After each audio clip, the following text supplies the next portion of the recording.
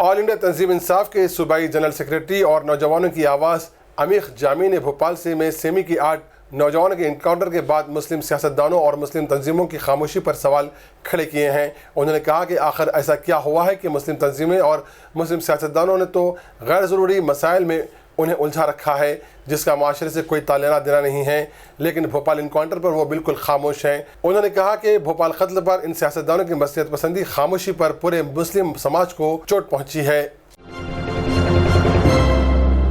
Bhopal encounter को कानून का कत्ल करार देते हुए forum for RTI act and anti corruption की सरबराह एडवोकेट नाजिया इलाही खान ने इसकी सुप्रीम कोर्ट की निगरानी में अदालती तहक़ीक़ात का मुतालबा किया है। इस सिलसिले में मोहतरमा खान की जानिब से सदर जमहूरिया हिंद प्रणब मुखर्जी, नायब सदर हामिद अंसारी और वज़ीर-ए-आज़म नरेंद्र मोदी को मकतूब अर्ज़दाश्त भी पेश की गई।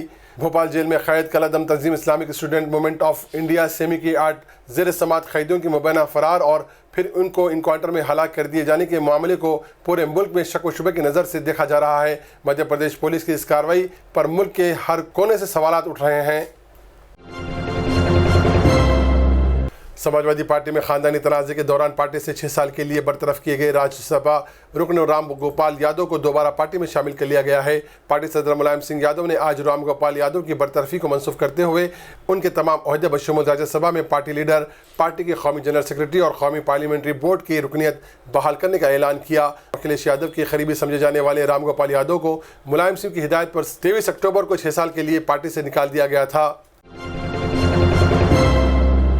शुमाली रियासत हरियाणा में आज सुबह ज़लज़ले ने हलचल मचा दी, जिसके झटके दिल्ली के NCR इलाके में भी महसूस किए गए।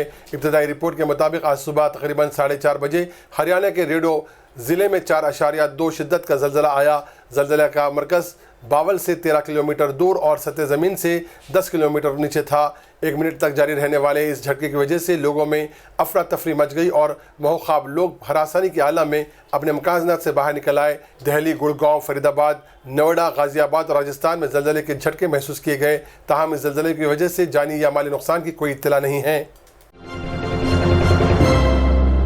हिंदुस्तान ने अपनी दिफाई सलाहियतों में एक और इजाफा किया है। मुकम्मल तौर पर देसी साख्ता ड्रोन तैयारा रुस्तम 2 का आज कामयाबी के साथ तजुर्बा किया गया। दिफाई तहक़ीक़ाती इदारे defence research and development organisation DRDO की जानिब से तैयार किए गए बगैर पायलट वाले इस तैयारी की पहली परवाज़ कर्नाटका के चित्रादुर्ग में की गई। औसत बुलंदी पर परवाज़ करने वाले इस ड्रोन तैयारे ने तजुर्बाती परवाज़ के दौरान अपने निशाने को मुकम्मल किया। दिफाई अहदेदारों का कहना है कि इस तैयारे को हसास इलाकों पर नज़र रखने और दीगर फ़ौजी कार्रवाइयों में इस्तेमाल किया जाएगा। इंडिया और इंग्लैंड के दरमियान विशाखापट्टनम में खेले जाने वाले दूसरे टेस्ट मैच के पहले दिन मेज़बान इंडिया ने कप्तान कोहली और पुजारा के दरमियान 226 रन की शिराकत की बदौलत मजमूई तौर पर 317 रन बना लिए हैं। पहले दिन खेल के अख्ताम तक इंग्लैंड इंडिया के सिर्फ 4 खिलाड़ी को आउट करने में कामयाब हुआ। पुजारा ने अपने कैरियर की 10वीं टेस्ट सेंचुरी बनाई। वो गुज़िश्ता 2 टेस्ट मैचों में भी 2 सेंचुरियां स्कोर कर चुके हैं और ये उनकी लगातार 3 टेस्ट मैचों में तीसरी सेंचुरी है। कोहली जो अपनी ज़िंदगी का 50वां टेस्ट खेल रहे थे, इनका एक कैच 56 के स्कोर पर पकड़ा नहीं जा सका और इसका फ़ायदा उठाते हुए उन्होंने अपने कैरियर की 14वीं सेंचुरी स्कोर की। तुर्की के सदर रजब तैयब एर्दोगान ने कहा कि फतहुल्लाह गुलान की तंजीम पाकिस्तान की सलामती के लिए भी ख़तरा है और इससे मुंसलिक इदारे के खिलाफ पाकिस्तानी हुकूमत के इक़दामात दीगर ममालिक के लिए एक मिसाल है। उन्होंने ये बात जुमेरात को इस्लामाबाद में पाकिस्तान के दौरे के दौरान वज़ीर-ए-आज़म नवाज शरीफ के साथ एक मुश्तरका प्रेस कॉन्फ्रेंस से खिताब करते हुए कही।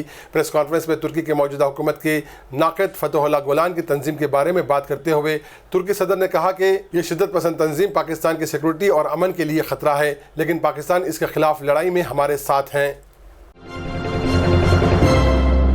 अमेरिकी सदारती इंतखाबात में शिकस्त के बाद पहली अवामी तकरीब में शिरकत करते हुए हिलरी क्लिंटन ने एक तकरीब में कहा कि एक हफ्ते कबल डोनाल्ड ट्रंप के जीत के बाद वो सख्त मायूस हो गई थीं। उन्होंने वाशिंगटन DC में कहा कि वो इस कदर मायूस थी कि अपने घर से बाहर नहीं निकलना चाहती थीं। उन्होंने बच्चों के खैराती इदारे को बताया कि इंतखाबात ने बहुत से अमेरिकियों को मौका दिया है कि वो अपने गिरेबान में झांक कर देखें। क्लिंटन ने मजमूई तौर पर ज़्यादा वोट हासिल किए थे, लेकिन वो इलेक्टोरल कॉलेज की गिनती में डोनाल्ड ट्रंप से पीछे रह गई।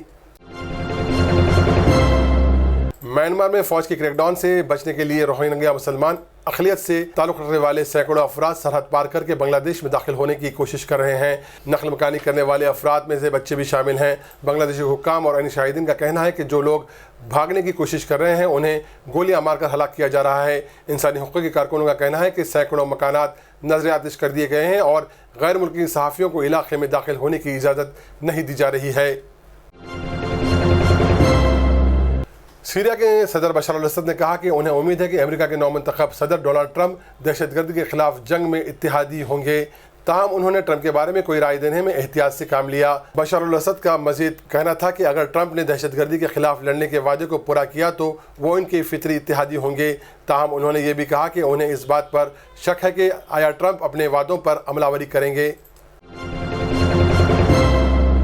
रूस के सदर व्लादिमीर पुतिन ने एक हुक्मनामे पर दस्तखत किए जिसमें इंटरनेशनल क्रिमिनल कोर्ट से अलहदा होने के फैसले की तौसीक़ की गई है। अफ्रीका के 3 मुल्क भी ICC से अलहदा हो चुके हैं। इन वाक़यात के बाद इंटरनेशनल क्रिमिनल कोर्ट के हामियों ने इस इंतहाई रवैये के बाद इत्तेहाद कायम रखने की अपील की है। नीदरलैंड के शहर हेग में अदालत के रुकन ममालिक के सालाना इजलास के पहले दिन जनूबी अफ्रीका, ब्रुंडो और गिमिया के अलग हो जाने का मसला ही ज़ेर बहस रहा। वाज़ेह है कि आलमी दायरे अख्तियार की हामिल इस अदालत के सन 2002 में क़याम के बाद से अब तक किसी मुल्क ने इससे अलहदगी का फैसला नहीं किया था।